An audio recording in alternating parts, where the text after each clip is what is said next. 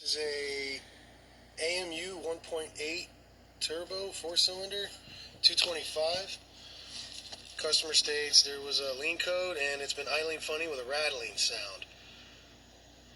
This is the damper. The damper is only supposed to move 1 millimeter every 2 to 3 seconds. It's supposed to keep the tensioner from moving. This is the tensioner, this is the damper. Watch what happens when I play with this worn out damper. Can you see the difference? It's not supposed to move that much. That's when you hear that slapping sound and the car acts funny.